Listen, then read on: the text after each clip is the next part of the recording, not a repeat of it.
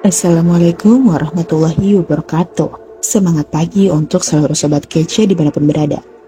Masih bersama Kace dalam channel Kumpulan Cerita.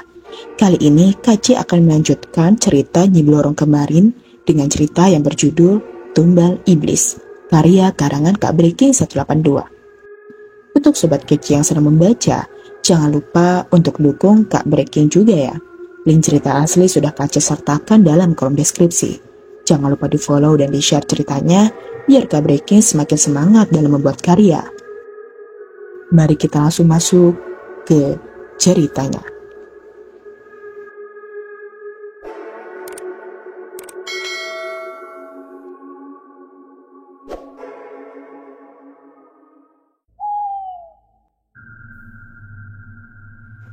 Rumah besar mewah yang berada di tengah kota Jakarta tampak berdiri megah dalam guyuran temaram bulan pucat.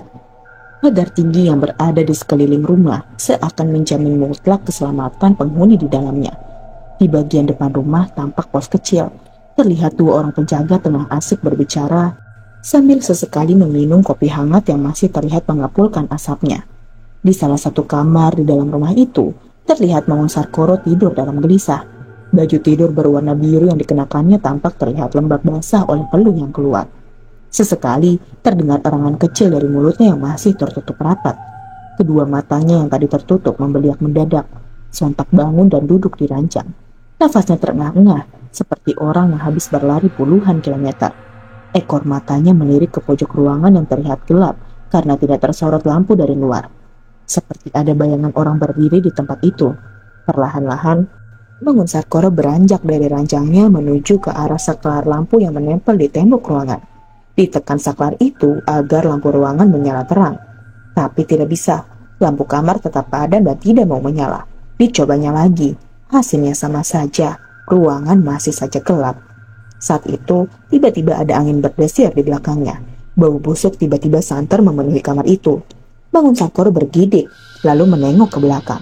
Betapa terkejutnya dia saat didapati seorang nenek tua keriput memakai jubah hitam panjang, rambut panjang riap-riapan dan membawa sebuah tongkat telah duduk di atas ranjangnya.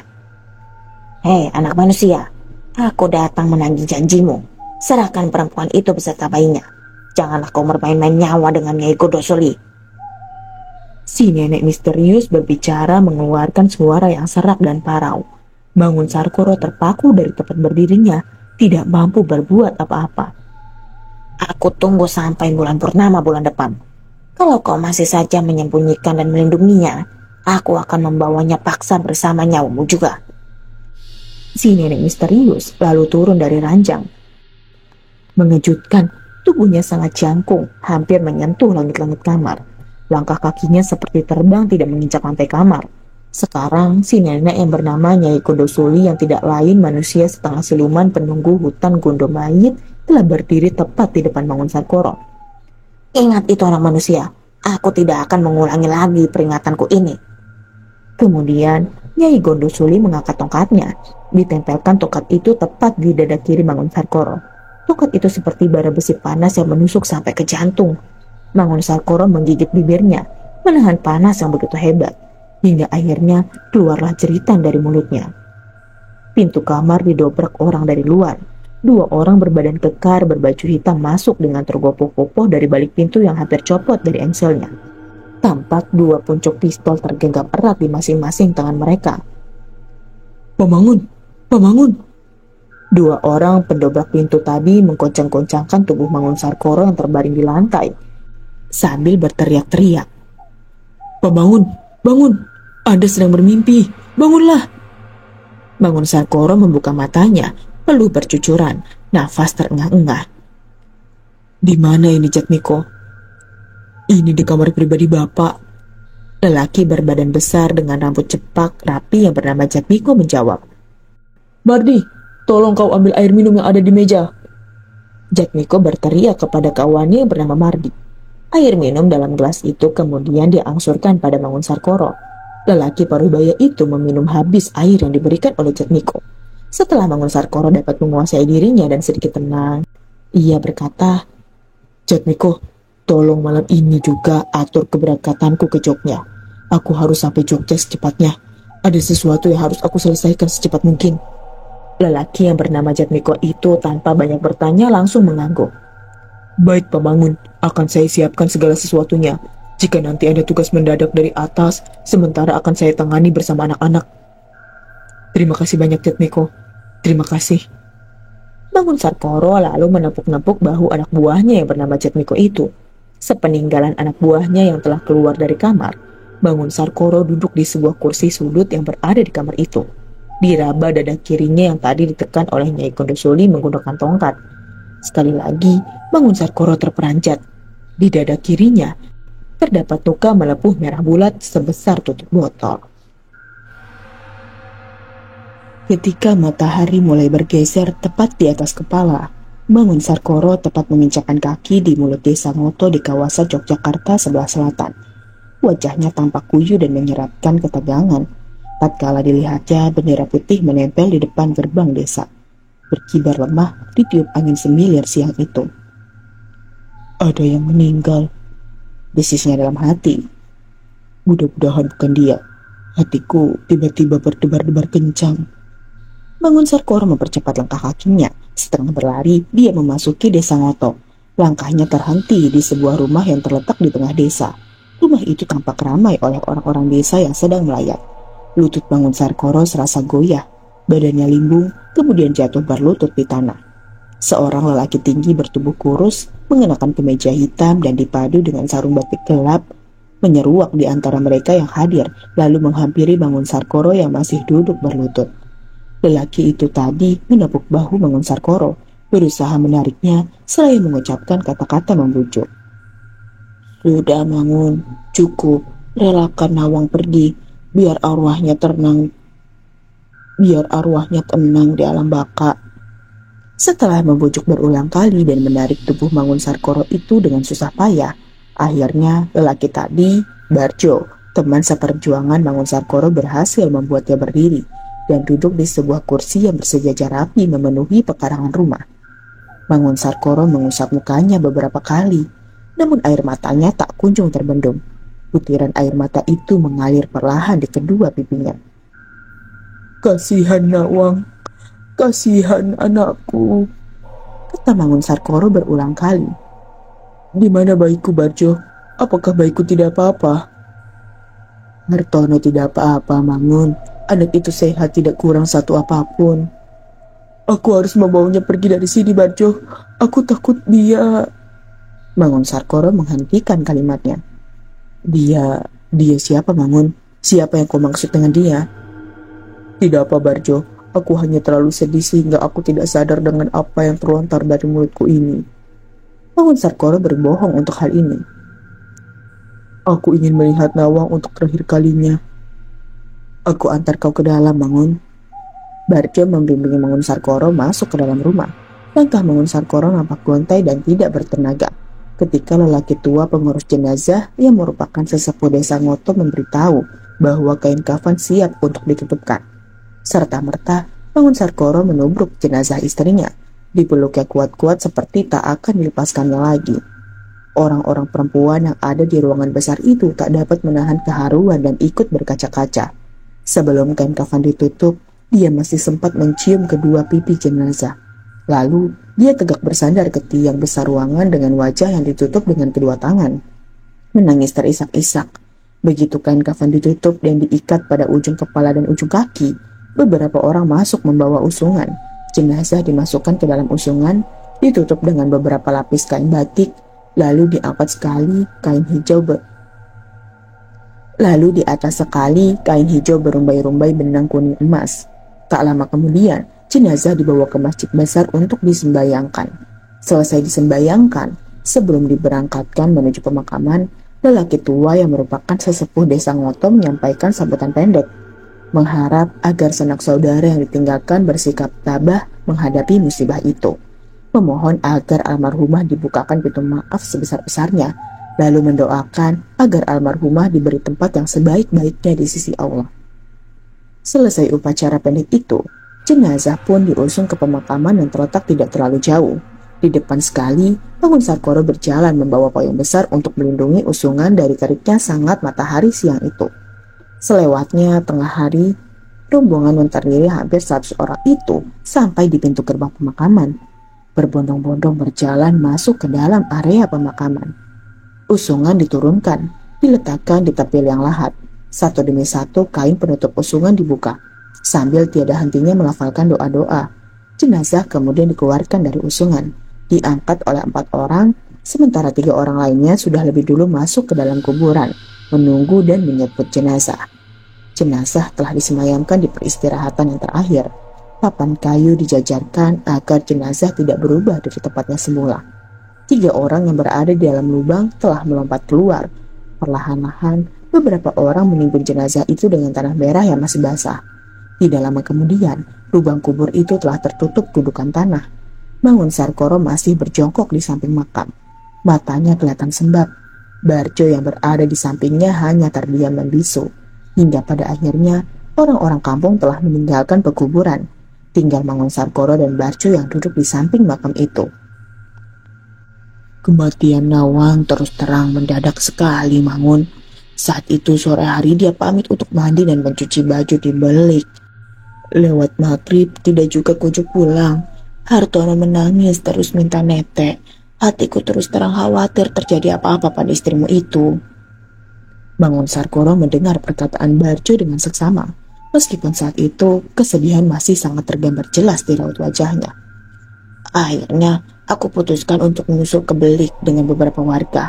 Sampai di sana, aku lihat tubuh Nawang terbaring di atas batu besar yang ada di tengah belik itu.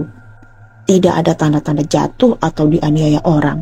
Pakaiannya juga masih utuh melekat di badan. Aku raba denyutnya, adik.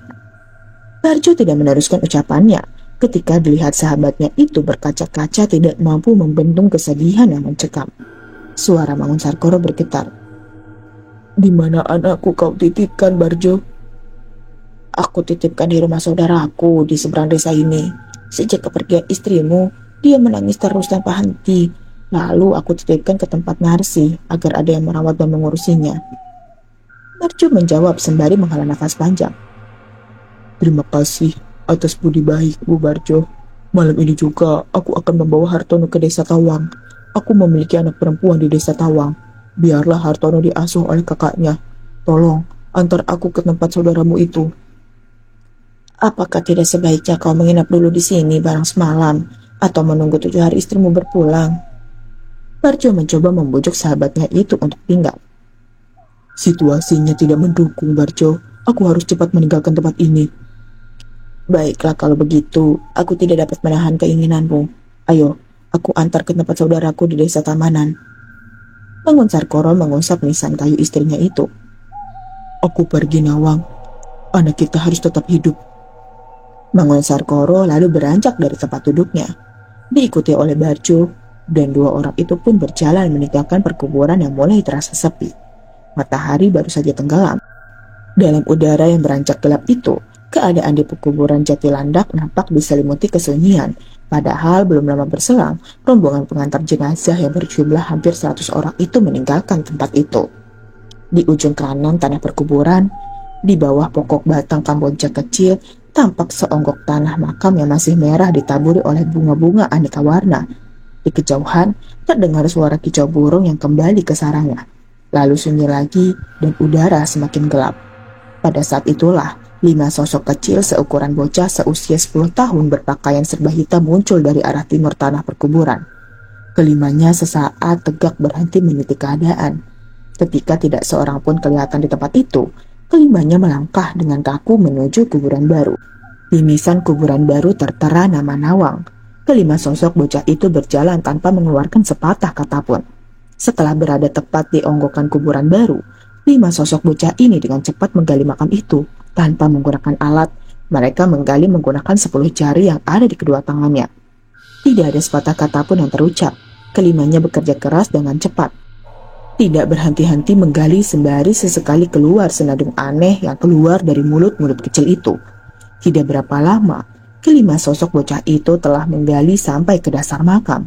Sederet papan kayu yang berjajar menyamping tampak terlihat di sana. Salah seorang dari bocah berpakaian hitam itu dengan cepat menyingkirkan papan-papan itu. Terlihat Sesosok mayat perempuan terbungkus kain kafan yang masih bersih terbujur kaku. Kelima bocah itu dengan sigap mengangkat mayat wanita tersebut. Dua bocah menahan di bagian bahu, dua bocah lainnya menahan di bagian kaki, dan satu bocah sisanya menahan di bagian tengah. 5 sosok itu bagai terbang membawa mayat yang masih terbungkus kain kafan. Sesekali terdengar lagi senandung aneh dari kelima sosok bocah itu. Bayangan kelima bocah aneh itu menghilang di balik rumpunan pohon kamboja di ujung makam Jatilandak. Kabut tipis turun merayap di antara pepohonan yang berdiri kaku. Semakin mendekati tengah malam, kabut semakin tebal. Jalan tembus ke tengah hutan tampak suram menggigitkan. Sebuah mobil putih melaju dengan kecepatan penuh. Sesekali terseok-seok dengan susah payah, melindas jalanan bebatu dan lubang-lubang menganga di sepanjang jalan. Cahaya lampu mobil yang diperkuat dengan lampu kabut membias samar di dalam mobil tersebut. Melalui kaca depan, terlihat wajah seorang lelaki parubaya berwajah klimis dan berbadan tegap yang setengah condong ke arah kemudi. Tangan kanannya dengan tangkas mengoper tongkat gigi kopling. Sesosok bayi laki-laki terbalut kain tebal dan memakai topi kopluk hingga menutupi kedua telinganya tampak bergerak-gerak di sebelahnya. Bayi itu berada di dalam sebuah kotak kecil beralaskan kain. Sebentar-sebentar terdengar celotehan tertahan dari mulutnya setiap kali mobil terbanting sewaktu melewati jalanan berlubang. Sesekali lelaki setengah baya pengemudi mobil melirik ke kaca spion samping. Matanya membeliak liar menatap kegelapan di luar mobil. Jelas, ketakutan dan kecemasan tergambar di wajahnya yang sedikit pucat. Secara naluri, ia dihinggapi perasaan ada sesuatu yang terus mengikuti gerak laju kendaraannya, serta terus-menerus mengintai. Mesin mendadak mati, dan mobil itu terhentak diam. Lelaki parubaya yang duduk di belakang kemudi bergumam resah. Mesinnya mati, entah kenapa mobil ini tiba-tiba mogok. Lelaki parubaya tadi dengan muka yang mulai terlihat gugup berusaha memutar kunci kontak. Gagal, dicobanya berulang-ulang, tapi tetap saja gagal. Tiba-tiba saja, bayi yang terbaring itu menangis. Suaranya menggema di dalam kegelapan malam. Cup, cup, cup, anak pintar, anak ganteng, jangan nangis. Bapak akan coba memperbaiki mobil ini. Kamu harus tenang, Hartono. Lelaki parubaya ini mengelus pipi bayi yang masih menangis itu, berusaha untuk menenangkannya kembali. Akhirnya bayi itu terdiam lagi. Jangan-jangan bahan bakarnya habis, tapi tidak mungkin, Barjo telah mengisi penuh tadi sore. Dan laki-laki itu melirik jarum penunjuk indikator bahan bakar, masih tersisa separuh lebih. Mungkin kipas putus, atau... Ia menarik tombol pembuka kap depan, membuka pintu samping, keluar untuk membuka kap mesin depan mobil itu. Dengan bantuan lampu senter, ia memeriksa mesin dengan teliti dan tidak lama masuk lagi ke dalam mobil. Setelah lebih dulu membanting kap depan sampai tertutup rapat. Aneh, bisik Kaleri. Aku yakin tidak ada sesuatu yang salah atau rusak. Lelaki itu berusaha lagi menghidupkan mesin mobilnya. Mobil itu hanya menggeram sebentar, kemudian mati lagi. Ada yang tidak beres pada mobil ini. Mesinnya mendadak mati tanpa sebab yang jelas. Jangan-jangan ini perbuatan ya. Wajah lelaki parubaya yang ternyata Mangun Sarkoro itu memucat seperti kertas. Mangun Sarkoro tercekat, menelan ludahnya yang tiba-tiba terasa getir di tenggorokan. Dirabanya ujung gagang pistol yang tersalip di pinggangnya. Sepertinya aku harus tinggalkan mobil akad ini di sini. Konyol kalau mesti menunggu di tengah hutan seperti ini. Jalanan sepi, tidak ada seekor tikus pun yang terlihat, apalagi manusia. Terlebih lagi, keselamatan bayiku yang lebih penting. Mangun Sarkoro berpikir dalam hati. Ditengok arloji berwarna keperakan yang melingkar di pergelangan tangan kanannya, tepat menunjukkan pukul 2:30 pagi. Masih sekitar 3 jam lagi pagi hari akan terang. Aku harus bisa cepat keluar dari hutan ini secepatnya. Mangun Sarkoro kemudian menggendong bayinya. Diciumnya kedua pipi si bayi. Bergegas, dia berjalan meninggalkan mobil yang masih mogok di tengah jalan. Tak lama berselang, suatu kilatan cahaya yang samar menerangi udara di sekeliling. Hanya sekejap saja, cahaya tadi muncul lagi di pucuk pepohonan. Lebih lama dari yang pertama, kemudian lenyap. Lambat-lambat, terdengar bunyi mesin yang halus tengah mendatangi tempat itu. Sebuah mobil di tengah hutan terpencil dan di malam hari yang begitu menakutkan. Tentu cukup mengherankan. Dari arah jalanan membelok di bawah sana, muncul mobil yang melaju dengan cepat membelah kegelapan malam di antara pepohonan. Kabut telah semakin menipis. Mobil yang baru muncul menurunkan kecepatannya, lalu berhenti beberapa meter di belakang mobil yang ditinggalkan oleh Mangun-sakura. Pintu belakang terbuka, disusul sesosok lelaki meluncur turun. Setelah pintu ditutup kembali, mobil melewati kendaraan di depannya. Setelah berjalan beberapa belas meter, mobil itu menemukan bagian jalan yang lebih lapang, lalu dengan hati-hati melakukan gerakan memutar untuk kembali ke arah semula. Sementara si pendatang yang baru turun dari mobil rupanya tidak ingin membuang waktu berlama-lama. Ia langsung berjalan mendekati kendaraan di depannya, memutarnya satu kali, lantas mengintai ke dalam mobil.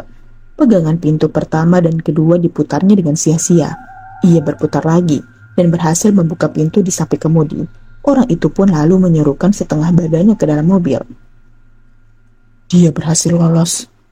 Desis lelaki asing itu bernada jengkel.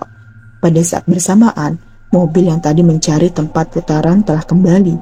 Cahaya lampunya yang menyilaukan menerangi tempat di sekitarnya. Si pengemudi turun, lalu mendekat ke arah lelaki yang memakai sepatu mengkilat. Setelah jas yang setengah terbuka dan dasi yang melilit di lehernya. Kau bawa mobil itu, aku akan mengikutimu dari belakang. Baik tuan, sahut si pengemudi dengan sopan. Seraya membuka pintu untuk lelaki berjas yang jelas sudah adalah majikannya. Setelah majikannya duduk dengan nyaman di belakang kemudi, si sopir menutupkan pintu dengan cara yang sama sopannya, mengangguk hormat, kemudian berlari ke mobil yang telah ditinggalkan oleh Mangun-sakura. Manto. Orang itu membalikkan tubuhnya seketika. Saya tuan.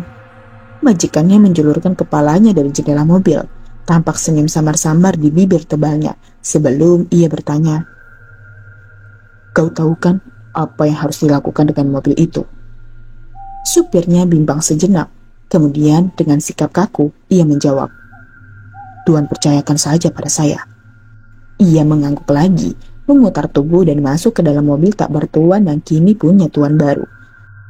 Setelah pintu-pintunya ditutup, mesin mobil dihidupkan. Dan anehnya, mesin langsung menyala. Bunyi mesin begitu halus seperti tidak ada kendala terhadap mobil itu. Ia menjalankannya melewati mobil majikannya, memutar agak jauh di depan sana, lalu kembali lagi, meluncur ke arah semula saat ia dan majikannya datang. Kemudian, kedua mobil itu berlalu. Desa Tawa merupakan desa berhawa sejuk karena berada di kaki Gunung Merapi sebelah barat. Kebanyakan penduduknya hidup dari bercocok tanam. Sebagian besar desa berupa sawah dan ladang. Dahulu, desa ini dipimpin oleh kepala desa yang bernama Mangku Wiryo. Tetapi sudah hampir 5 tahun beliau telah berpulang. Dan sekarang, jabatan kepala desa dipegang sementara oleh anak tertua Mangku Wiryo, yaitu Tejo. Di samping rumah kayu besar kediaman Tejo, terdapat sebuah halaman luas di mana anak-anak tetangga sering bermain-main di tempat itu. Pagi itu, 6 anak perempuan, rata-rata berusia 10 tahun tampak bermain lompat tali. Suara pekik tawa mereka terdengar sampai jauh. Seorang lelaki dengan baju yang dekil berselimut debu dan digendongnya bayi lelaki mungil berusia 5 bulan tampak tertidur pulas. Di hadapan rumah besar, dia berhenti sejenak, lalu berjalan terseok-seok mendekati anak-anak perempuan yang sedang bermain. Anak-anak, orang itu berseru. Dia mengangkat tangan kirinya menunjuk ke arah rumah besar. Apakah ini rumahnya Mangku Wirya kepala desa Tawang? Anak-anak yang tengah asyik bermain menghentikan permainan mereka dan menjawab mengiyakan. Seorang anak perempuan berambut hitam panjang tiba-tiba berbicara. Kakek Mangku Wirya telah meninggal. Sekarang rumah itu ditinggali keluarga Pak Tejo, anak lelaki Lurah Mangku Wiryo. Pada saat itulah, muncul seorang perempuan berbadan rada gemuk, memakai kain lurik dan baju menyerupai kebaya berwarna coklat keluar dari balik pintu rumah. Pandangannya tertumbuk pada seorang laki-laki yang telah berdiri di pekarangan rumahnya sambil menggendong bayi. Dengan pandangan heran, ia berjalan mendekati si orang tua. Perasaannya berkecamuk, seperti pernah melihat orang itu. Tapi di mana dan siapa dia? Maaf, Jenengan siapa ya? Perempuan gemuk itu bertanya dengan heran. Apakah kamu Prapti, Nduk? Bangun Sarkoro tidak menjawab pertanyaan si gemuk, malah balik bertanya. Iya, saya Prapti. Apakah jenengan saudara Kang Tejo dari jauh? Si gemuk yang bernama Prapti itu semakin keheranan, karena lelaki asing itu tahu namanya. Bapak ini sebenarnya siapa? Apakah kau tidak mengenaliku, Nduk? Bagaimana kabar simbokmu? Prapti tercekat, dipandanginya lekat-lekat lelaki paruh baya yang berada di depannya itu. Saat ia tersadar dan mulai mengenali siapa yang berdiri di depannya, tiba-tiba ia berteriak, "Silahkan Bapak segera angkat kaki dari sini." Bangun Sarkoro terpaku dari tempat duduknya. Mulutnya kaku tidak bisa bergerak. Hatinya serasa ditusuk-tusuk. Prapti, maafkan Bapak. Bapak selama ini tidak pernah menjenguk, menengok, bahkan mengurusimu dengan bokmu. Mata Bangun Sarkoro berkaca-kaca. Sudah cukup. Sejak saya dilahirkan, saya sudah memutuskan bahwa saya tidak pernah punya bapak. Hanya punya satu sibuk yang dengan susah payah merawat dan membesarkan saya. Teriakan Prapti yang kencang itu sontak membuat anak-anak perempuan yang sedang bermain di pekarangan satu persatu membubarkan diri meninggalkan tempat itu. Setelah sekian lama tidak ada kabar berita, mengapa sekarang muncul? Di mana saat Simbok sakit kemudian meninggal? Simbok selalu menyebut-nyebut namamu, menangis setiap malam untuk bisa sebentar saja bertemu denganmu. Di mana hatimu? Di mana perasaanmu? Prapti berteriak histeris. Air mata jatuh bercucuran membasahi kedua pipinya yang tembem. Bangun Sarkoro hanya terdiam, batinnya sakit. Ditahannya air mata agar tidak berderai. Selaksa perasaan bercampur aduk di dalam dada, tetapi penyesalan tiada guna. Semua sudah terjadi. Terdengar suara motor dari ujung jalan. Suaranya semakin lama semakin jelas. Sebuah Honda bebek berwarna merah keluaran tahun 70-an datang mendekat. Pengendaranya seorang lelaki berkumis tipis dengan postur sedang-sedang saja, tidak terlalu tinggi. Badannya sedikit gemuk dengan raut wajah bundar. Sepasang alis tebal menaungi kedua matanya yang sedikit belok. Motor itu berhenti tepat di samping Prapti. Pengendaranya turun. Ada apa Prapti? Kenapa kau berteriak-berteriak sambil bercucuran air mata begitu? Bapak ini siapa? Tejo memandang ke arah Mangun Sarkoro berdiri. Mangun Sarkoro tergagap. Saya Mangun Sarkoro, bapak kandung dari istrimu. Aku tidak pernah punya bapak macam kau. Prapti tambah histeris. Penunggang motor yang ternyata Tejo berusaha menenangkan istrinya. Dipeluk tubuh gemuk itu, diusap-usap bahunya. Sudah Prapti, jangan seperti ini. Malu di tengah tetangga. Ayo, ajak bapak ke dalam, biar semua bisa dibicarakan dengan kepala dingin. Prapti menggeleng-gelengkan kepalanya, seperti satu simbol menolak usulan suaminya itu. Tejo yang mengetahui gelagat itu berusaha membujuk lagi istrinya. Terdengar suara Mangun Sarkoro memecah suasana. Prapti, tidak apa-apa kau tidak mengakui bapak sebagai orang tuamu. Tidak apa-apa. Mungkin memang itu yang harus bapak terima. Sebagai tebus dosa masa lalu, kedatangan bapak cuma satu. Tolong rawat bayi ini. Prapti melepas pelukan suaminya. Pandangannya nanar melihat bayi yang ada dalam dekapan Mangun Sarkoro. Siapa bayi itu? Sekian tahun tidak ada kabar berita. Tiba-tiba datang ke sini membawa bayi dan meminta aku untuk merawatnya. Di mana letak otakmu, Mangun Sarkoro? Prapti menyebut nama Mangun Sarkoro tanpa embel-embel bapak. Amarah nampaknya telah menguasai jalan pikirannya. Mukanya yang bulat tampak merah membara. Prapti, tidak seharusnya kau bersikap demikian. Hormatilah orang tuamu. Tejo berusaha meredam kemarahan Prapti istrinya. Mangun Sarkoro tiba-tiba berlutut di depan kaki Prapti. Duh, sekali saja bapak minta tolong rawat ini. Bapak tidak minta lebih. Tolong rawat anak ini sampai dewasa. Mangun Sarkoro tak kuasa menahan kepedihannya. Kepedihan itu serasa mencobek-cobek hatinya. Butiran air mata mengucur perlahan dari sepasang bola matanya. Prapti tertegun melihat hal itu. Di dalam hati kecilnya, dia sangat menyayangi bapaknya itu. Hatinya sedikit melunak. Rawat bayi itu, Prapti.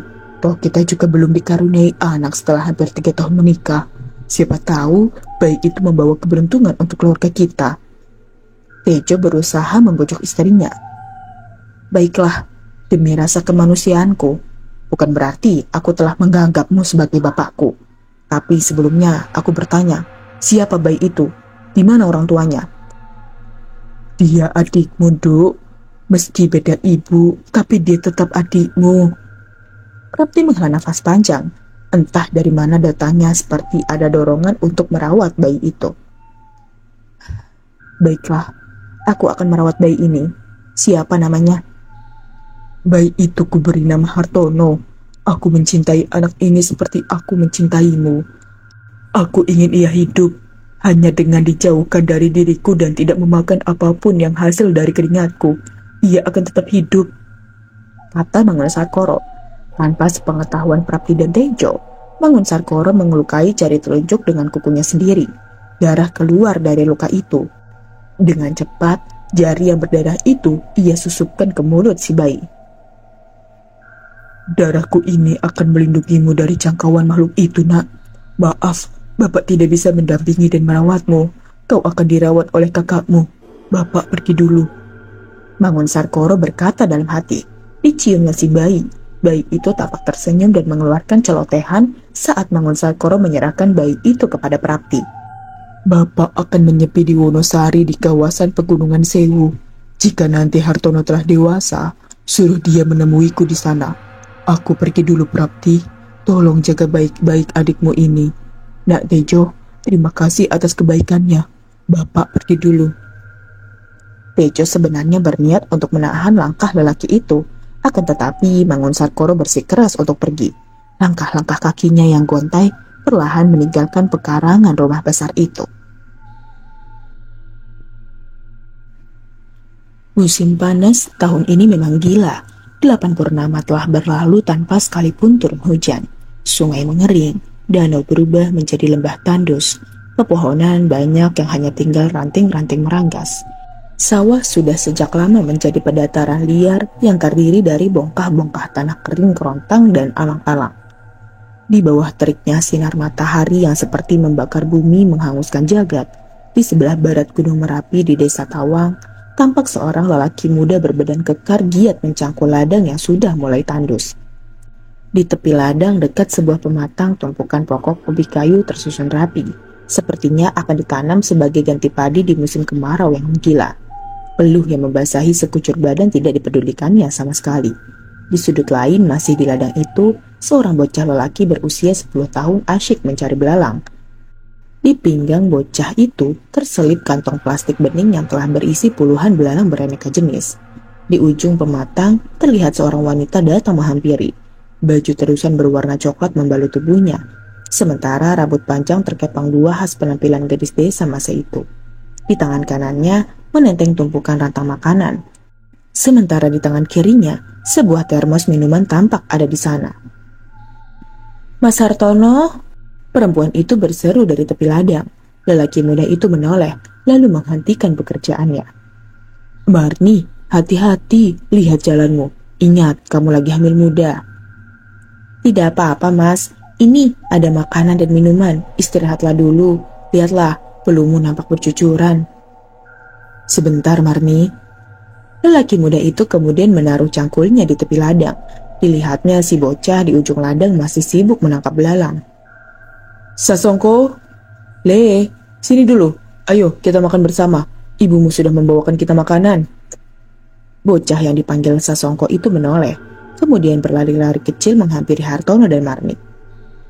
Ayah, Ibu, lihat, Sasongko menangkap banyak belalang. Nanti tolong goreng di rumah pakai telur ya. Si bocah menunjukkan hasil tangkapannya. Hartono tersenyum, lalu membelai kepala bocah lelaki itu. Ayo, buruan dimakan, Mas. Kamu juga Sasongko, jangan telat makan. Wanita muda yang bernama Marni itu dengan sigap menyiapkan makanan untuk suami dan anaknya. Sebuah kain yang tidak begitu lebar dibentangkan di bawah pohon asem yang rindang. Di atas kain itu, sekarang telah terhampar nasi anget yang masih kelihatan kepulan asapnya.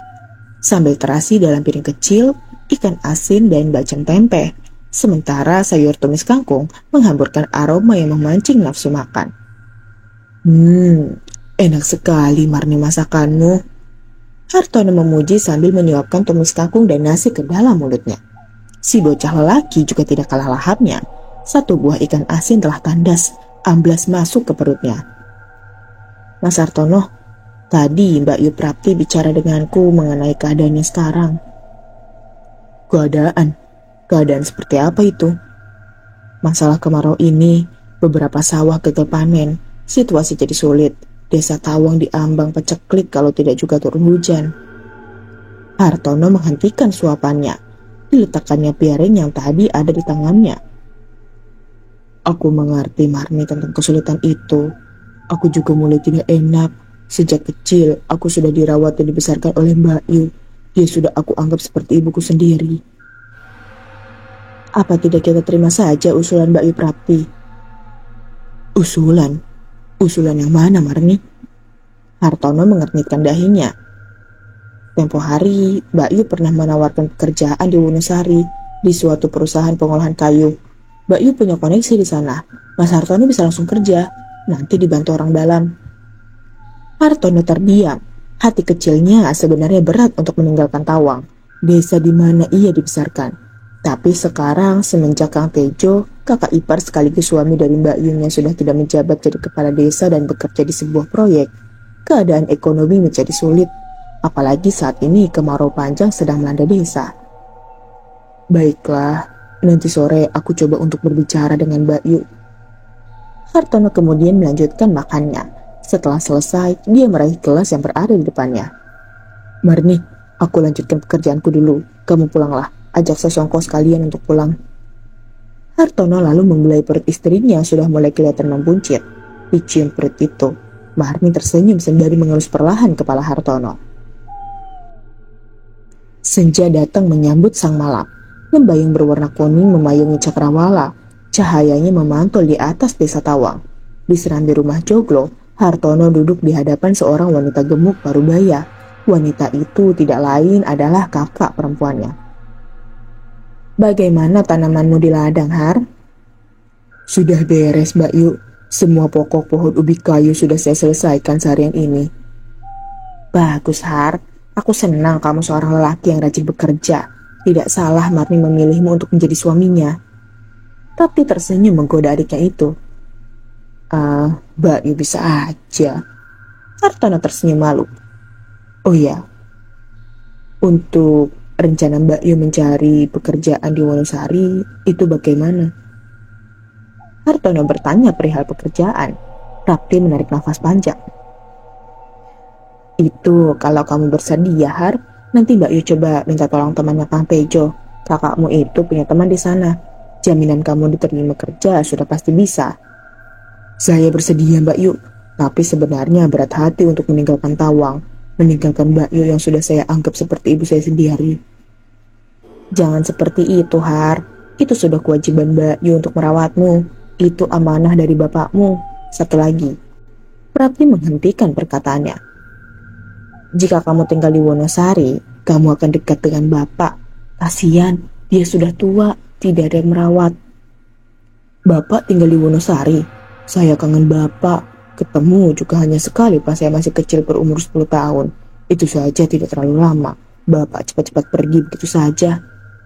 Nah, itu Har. Tinggal di Wonosari, kamu juga bisa berbakti pada bapakmu. Kalau kau bersedia, besok akan aku hubungi temannya Kang Tejo untuk membantu kamu.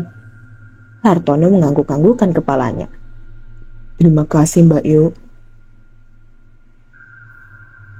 Ki Dukun Dipo Wongso tersetak kaget dari tidurnya ketika ada yang mengetuk pintu rumahnya keras sekali.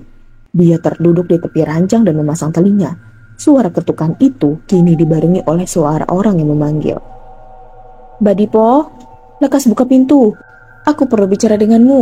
Mbak Dukun Dipo Wongso, buka pintu. Itu suara perempuan. Orang tua hampir 70 tahun ini tapi masih bertubuh kekar bangkit dari ranjangnya bergegas keluar kamar. Setelah menyalakan lampu minyak di ruang depan, dia langsung membuka pintu. Begitu pintu terbuka, seorang wanita berbadan subur telah berdiri di ambang pintu.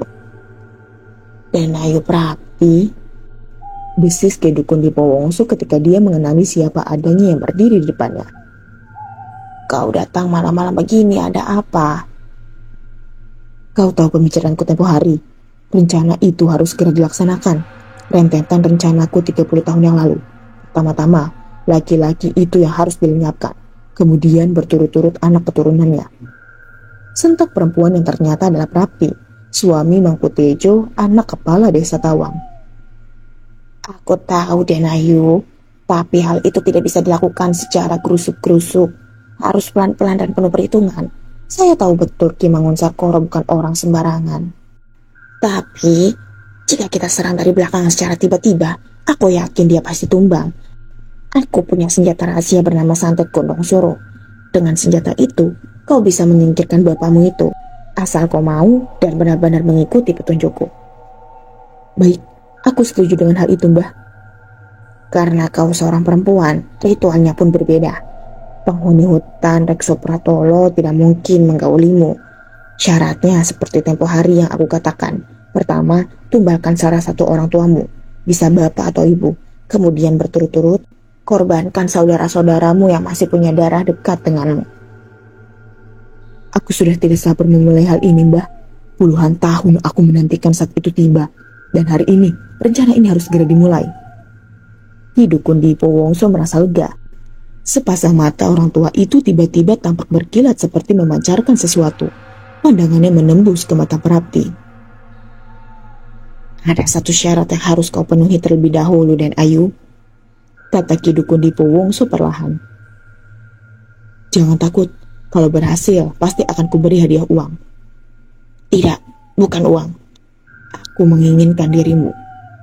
Dari mata Ki Dukun Dipowongso menyabar kembali kilatan cahaya aneh itu. Seperti orang terkena sihir, Prapti hanya diam saja ketika si orang tua mulai membuka pakaiannya. Di lain saat, perempuan parubaya ini sudah berada dalam keadaan polos tanpa sehelai benang pun, dan mengikuti saja ketika Ki Dukun Dipowongso membimbingnya ke dalam kamar. Pemandangan di lereng selatan barisan pegunungan Sewu Wonosari indah sekali senja itu. Di atas langit biru bersih disaput awan berarak yang dihembus angin perlahan-lahan dari timur ke barat. Di kaki gunung sebelah timur terhampar sawah luas yang tampak menguning, tanda waktu panen yang mengembirakan para petani tidak lama lagi. Di sebelah barat tampak daerah bebukitan yang subur, menghijau tertutup daun-daun pohon jati yang telah berusia puluhan tahun, membelah hutan jati. Di sebelah tengah melintang sebuah sungai kecil yang dari jauh airnya kelihatan memutih seperti perak tertimpa cahaya matahari senja. Tak berapa jauh dari sebuah mata air kecil tapi jernih, tampak berdiri sebuah pondok sederhana bertiang bambu hutan, beratap belarak dan dindingnya terbuat dari papan-papan kayu jati. Seorang lelaki tua masih kelihatan duduk-duduk di atas lincak atau balai-balai dari bambu. Lelaki tua itu bertelanjang dada dan hanya mengenakan celana panjang warna hitam. Usianya berkisar 80 tahun. Meskipun sudah lanjut usia begitu, orang itu masih kelihatan gagah dan kukuh. Tubuhnya yang tinggi tidak kelihatan bungkuk, walaupun kalau berjalan, dia selalu dibantu oleh sebuah tongkat berhulu gading putih kekuningan. Rambut dan kumisnya telah memutih seperti kapas. Di sela-sela bibirnya, terselip sebuah pipa yang api tembakaunya hampir mati. Pandangan orang tua itu menerawang jauh. Sesekali, asap rokok tembakau di dalam pipi menyembul dari sela-sela bibirnya. Sudah 30 tahun sejak aku titipkan bayi itu di Tawang. Mungkin sekarang anak itu sudah jadi pemuda dewasa. Atau mungkin malah sudah menikah. Orang yang tidak lain Mangunsakoro tersenyum sendiri dalam lamunannya. Aku yakin Prapti merawatnya dengan baik. Sebenci apapun kepada aku, dia seorang wanita yang memiliki hati yang luhur. Kesalahanku di masa lalu mungkin tidak terampun. Entah Gusti Allah masih punya ulas asihnya untukku atau tidak. Mangunsakoro menghela nafas, kemudian dia beranjak dari duduknya. Kemudian memandang jauh ke arah kebun sayur berpetak-petak yang ada di depannya. Aku menemui kedamaian di tempat ini, jauh dari hiruk-pikuk dunia, sambil menunggu saat itu tiba. Kemudian Mangunsakoro balik badan, bermaksud untuk duduk di tempatnya semula. Direbahkan tubuh tuanya di atas balai-balai bambu itu beralaskan tikar pinggan. Perlahan-lahan matanya tertutup. Terdengar desah nafas teratur keluar dari sela-sela bibirnya. Angin semilir pegunungan membawanya hanyut larut di alam mimpi. Hujan turun deras, halilintar menyambar ganas dan guntur menggelegar menggoncang bumi. Udara dingin mencucuk hingga tulang sumsum. Tetapi di sebuah kamar, udara malam itu terasa panas. Di atas ranjang di dalam kamar mereka, suami istri Nawang dan Mangun Sarkoro tengah bermesraan. Setiap kau terlambat datang bulan, aku selalu merasa gembira karena mengira kita bakal dikaruniai anak. Ternyata saat ini waktu itu tiba. Kamu mengandung anakku, Nawang, anak kita, berkata Mangun Sarkoro sambil mengelus perut istrinya yang putih dan mulai membuncit. Nawang menggeliat kegelian. Dia merangkul tubuh suaminya erat-erat dengan tangan dan kakinya. Ketika dia menaikkan kepalanya, tak sengaja dia memandang ke arah jendela yang hordennya tersingkap. Saat itulah dia melihat ada sosok seseorang memperhatikan ke arah dalam kamar. Langsung wajah Nawang menjadi pucat dan sekujur tubuhnya bergetar. Mula-mula Mangun Sarkoro mengira tubuh istrinya bergetar karena rangsangan birahi. Namun ketika dilihatnya, kedua mata Nawang melotot ke arah jendela kamar dan mulutnya bergerak-gerak tapi tak ada suara yang keluar. Mangun Sarkoro cepat berpaling ke arah yang dipandang istrinya. Dia datang lagi, bisik Nawang, suaranya seperti keluh. Nawang, dia siapa? Nenek tinggi jangkung itu datang lagi, Mas. Sejak aku hamil, nenek misterius menyeramkan itu selalu muncul menghantui. Aku takut. Nawang menutupi wajah dengan kedua tangannya. Perempuan itu nampaknya sangat ketakutan sekali. Lelaki itu serta-merta melompat dan mengenakan pakaiannya dengan cepat. Sebuah golok yang tergantung di dinding kamar disambarnya. Lalu dia membuka pintu dan lari keluar. Mas bangun, jangan tinggalkan aku, Mas. Aku takut, teriak Nawang. Tapi Mangun Sarkoro terus lari keluar. Saat itu, sosok yang tadi tegak di luar jendela sudah lenyap. Sesampainya di luar kamar, mata nyalang Mangun Sarkoro menatap nyalang di sudut-sudut rumah yang temaram. Tangan kanannya menggenggam erat hulu golok yang tajam berkilat itu. Terdengar jeritan dari dalam rumah, jeritan ketakutan seorang wanita. Nawang, desis Mangun Sarkoro.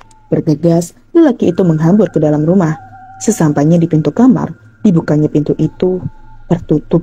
Sekuat tenaga ditendang pintu itu. Pintu terbuka lebar, beberapa engsel dan baut berhampuran dari badan pintu. Mangun Sarkoro terbelalak matanya. Di dalam kamar, terlihat Nawang telah terikat di lantai kamar. Di sampingnya berdiri dua orang lelaki. Seorang lelaki berpakaian rapi layaknya pejabat, setelan jas hitam dipadu dengan celana hitam. Seutas dasi bermotif polkadot melilit erat di lehernya. Sementara di samping lelaki itu, ada lelaki lain bertubuh gemuk pendek memakai pakaian serba hitam. Lepaskan istriku, Parlin, Mangun Sarkoro berkata sambil mengacungkan goloknya. Orang yang berpakaian seperti pejabat itu hanya tersenyum dingin. Kemudian berkata, kau jangan coba-coba kabur dan mengingkari kesepakatan, Mangun. Manusia macam kau ini memang tak tahu diuntung, tak tahu terima kasih. Kedudukan dan jabatan yang aku dapatkan itu tidak gratis. Bawalah aku, tapi lepaskan istriku. Jangan kau bawa dia ke puncak Bukit Citipadas. Manto, segera bawa perempuan ini keluar. Lelaki berpakaian rapi yang bernama Parlin itu menyuruh lelaki bertubuh gemuk pendek. Iya tuan, laksanakan. Si pendek gemuk yang bernama Manto dengan sekali sentak, tubuh Nawang yang terikat di lantai sudah berpindah tepat di atas pundaknya. Mangun Sarkoro menggembor marah, serta-merta dia maju menyerbu ke depan. Golok yang ada di tangannya berkelebat cepat. Tentu saja, orang berpakaian rapi yang bernama Parlin tidak mungkin sempat menghindar. Dirinya telah terkurung. Curahan serangan golok yang sangat ganas. Bacokan, tusukan, dan babatan menderu ke arah kepala, bagian tubuh, dan kaki. Mangun Sarkoro yakin dirinya akan mencincang tubuh Parlin dengan serangan golok tajamnya. Mangun Sarkoro dapatkan kenyataan bahwa semua bacokan, tusukan, maupun babatan golok sama sekali tidak mencelakai atau melukainya. Dia seperti menebas tempat kosong. Tubuh Parlin seperti bayangan. Tubuh itu sama sekali tidak terluka. Parlin menyeringai, lalu menepuk-nepuk bagian-bagian tubuhnya yang tadi dicecar dengan golok. Simpan tenagamu, Mangun. Tidak ada gunanya kau menghajar aku dengan golokmu itu. Secepat kilat, Tahu-tahu Parlin telah berdiri tepat di depan Mangun Sarkoro. Dia menghantam tinju kanannya ke dada Mangun Sarkoro. Mangun Sarkoro terjengkang jatuh di lantai.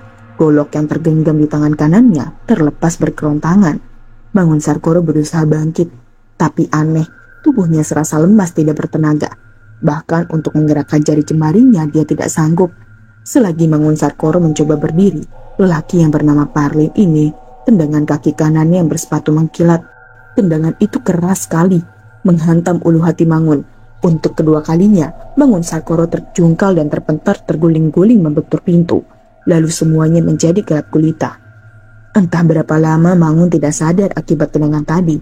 Tatkala membuka mata, dia sudah berada di sebuah tanah lapang yang kanan kirinya ditumbuhi pohon jati, yang mungkin usianya sudah puluhan tahun. Saat tersadar dirinya telah terikat erat di sebuah pancang balok kayu dengan posisi badan tergantung, kedua tangannya tertarik ke atas. Sementara pergelangan tangan terikat erat dengan simpul tali besar. Kedua kaki juga terikat erat dengan bandul besar. Sebagai pemberat berada di bawah kakinya. Badannya seperti ditarik ke atas dan ke bawah. Seluruh badan tidak bisa digerakkan. Tulang belulang serasa hancur luluh. Di tengah lapangan itu terlihat dua orang laki-laki. Yang satu berpakaian rapi dan yang lainnya berbadan gemuk pendek. Kedua lelaki itu duduk bersimpuh di hadapan seorang nenek-nenek kurus yang sangat jangkung, memiliki rambut kelabu sepanjang bahu riap-riapan. Mukanya yang sangat pucat terdapat dua mata besar dan merah angker mengerikan. Pakaiannya menyerupai jubah hitam yang telah kumal dan rombeng. Kedua pipinya sangat cekung. Dia memiliki sepasang bibir tebal dengan gigi-gigi besar tonggos menonjol dan kotor menjijikan. Di samping si nenek, bersejajar 5 sosok tubuh kecil yang semuanya memakai jubah hitam hingga menutupi kaki. Mata Mangun Sarkoro menangkap sosok tubuh lain di tengah lapangan itu. Di atas sebuah batu pipih, seorang perempuan dengan rambut tergerai acak-acakan mengenakan pakaian serba putih. Duduk bersimpuh, kepalanya tertunduk lesu. Diam tidak bergerak. Meskipun wajah perempuan itu tidak jelas, Mangun Sarkoro yakin perempuan itu adalah istrinya. Mangun Sarkoro tambah tegang dan melototkan matanya. 5 bocah aneh memakai jubah hitam itu mengelilingi tubuh istrinya. Di tangan mereka terdapat masing-masing sebuah ember kayu berwarna hitam. Suasana hening menyeramkan itu tiba-tiba dipecah oleh suara si nenek. Laksanakan ritual ini. Persembahan telah dipersiapkan. Suara yang berat dan parau seperti menggema di kendang telinga Mangun Sarkoro. Perlahan namun pasti, kelima bocah aneh itu berjalan mengelilingi tubuh Nawang yang masih duduk bersimpuh. Dari mulut kelima bocah itu keluar suara-suara aneh. Satu persatu ember di tangan kelima bocah itu dituangkan ke badan Nawang. Cairan pekat berwarna kelabu keputih-putihan tertumpah dari dalam ember. Bocah yang lainnya membawa ember yang telah kosong ke arah cekungan tanah. Cekungan itu berisi cairan pekat yang juga berwarna kelabu keputih-putihan. Mangun Sarkoro tercekat. Itu cairan semen. Mereka akan membuat istriku menjadi patung hidup. Mangun Sarkoro ingin menjerit, akan tetapi tidak secuil pun suara keluar dari mulutnya. Mulut itu seperti dijahit kuat-kuat. Badannya mengejang-ngejang berusaha lepas dari ikatan. Tapi semua daya dan upaya berakhir sia-sia. Tubuhnya masih menggantung di tongkat kayu. Tubuh Nawang di tengah lapangan sudah sepenuhnya tertutup dengan cairan semen. Tidak ada tubuh itu.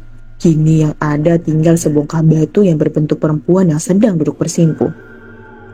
Nawang! Cerita itu akhirnya keluar juga dari mulut Mangun Sarkoro.